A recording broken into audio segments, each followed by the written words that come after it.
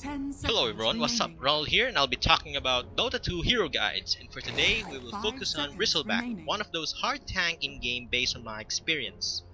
First of all, a quick view of his rolling growth.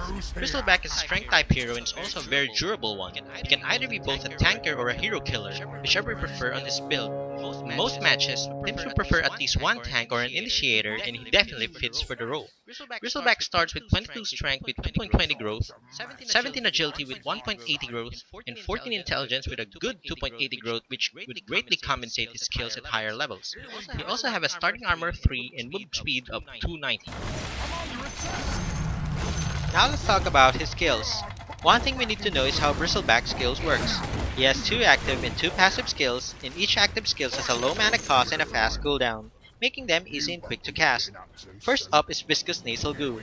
Bristleback hits his enemy with the snot, reducing its move speed and armor at the same time. Enemies affected with this skill can be stacked up to 4 times. At level 4, the move speed reduction will be 20% plus an additional 12% every stack. Take note that the first stack is already in effect when it gets hit to the enemy, which means the first hit will already get a 32% move speed reduction and adding it up to 68%. In the recent change, the skill is now upgradable with Aghanim Scepter, changing it from targeting a hero to an area of effect skill which hit all enemies at 700 range once casted.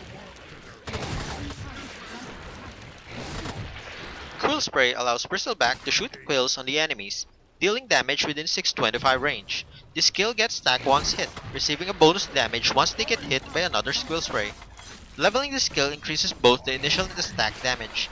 At level 4, it inflicts 80 damage and adds up 36 bonus damage per stack on the enemies. The damage is physical, so it can be reduced based on armor, but not on damage blocked from items or skills, such as Vanguard, Dragon Shell, or even Evasion. Bristleback is a passive skill that grants you reduced damage whenever you are hit from your rear or sides. In addition, receiving a certain amount of damage from your rear will automatically cast Quill Spray, dealing same effect based on your Quill Spray's level. This doesn't affect your Quill Spray cooldown. Leveling this skill increases the damage reduction, perfect whenever you have to run away from the enemies as it lessens the damage received while spamming those quills at them. Warpath is Bristleback's ultimate. Warpath increases damage and move speed as it activates, giving those basic attacks a boost. This skill activates whenever he casts his active skills. Take note that Warpath doesn't activate from items or the Quill Spray that came along from Bristleback's passive Quill effect.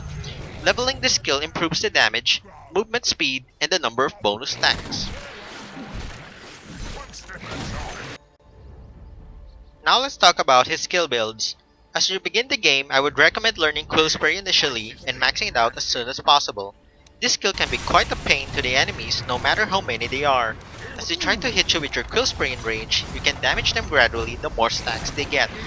This can definitely turn the tides out, especially in early games as they have lesser armor and health points. As you reach level 2, I would recommend learning Bristleback to lessen the damage as early as possible.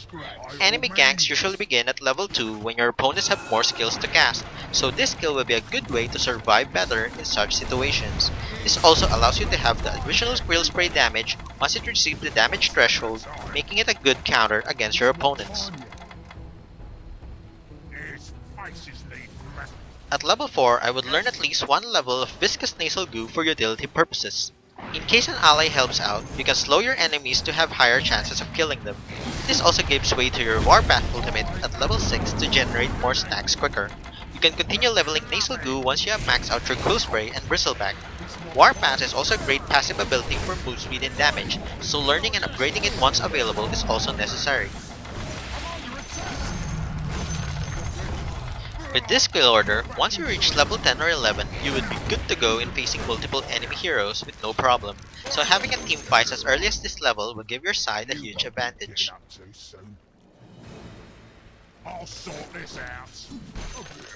For the items, once you gain extra gold, we go buy for the magic stick to gain charges for the enemy hero spells.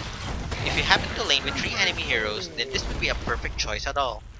You can either aim for the Boots of Speed for move speed, then followed by a Vanguard to start the toughness in session. Having this gear in the earliest as possible can give your team a huge advantage, especially in fights. Upgrading your Vanguard to Crimson Guard is optional, but I would highly recommend it for immediate team fights. If your enemies have more firepower on the magic side, then I would consider buying a Hood of Defiance and even upgrading it to Pipe of Insight for Magic Barrier. In the mid game, this is where you select your build according to your function. If you believe that your team can do the killing as long as they need the perfect initiator, then I would recommend aiming for more armor and hit points. This would include buying Heart of Tarrasque, then followed by Octarine Core for a faster cooldown, or even Shiva's Guard. You may also buy a Black King Bar if your opponents have undead magic spells that can be negated. If you're aiming to do some killing while tanking secondarily, I would recommend a change of items such as going for Radiance to damage nearby enemies and to chase them, or the other way around. You can also consider Sangyo Yasha for movement and attack speed, as well as slowing the enemies with its main effect, which is quite effective for Bristleback. A Black King Bar is also necessary offense to avoid those disabling skills that your enemies might throw on you. If you have more gold, then you can also buy an Octarine Core for cooldown, and a Soul Cuirass for armor and attack speed. Now we talk about his strengths and weaknesses. Bristleback is a very durable hero which can stand in combat longer than other heroes. His skill Bristleback, or the third skill, reduces any incoming damage that hits him from either his rear or sides. This also includes pure damages, hence making him feel better in taking those damage as he moves away from enemy. In addition, his Warpath, or the ultimate skill, increases his move speed and damage, making him a pain whenever he starts hitting. The viscous nasal goo also joins the play by slowing down the enemies as well as reducing its armor.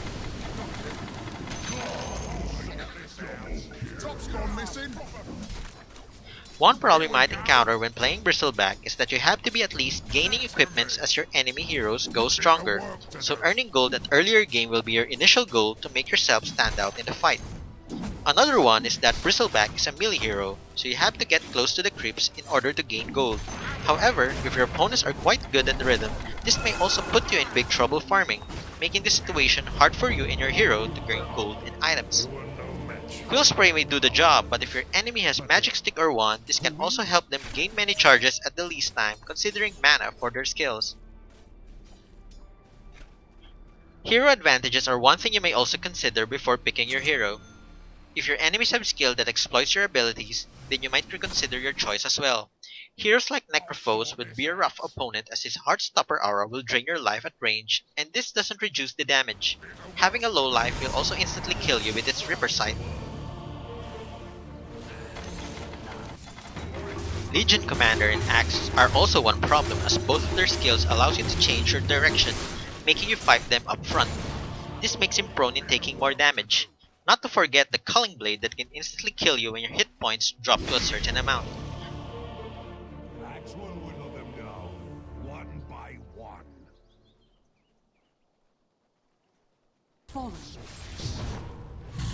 Bristleback is good at tanking and also hitting enemies quite hard, so using this hero may not be that difficult as long as you know how to blend your skills along with your passives and items.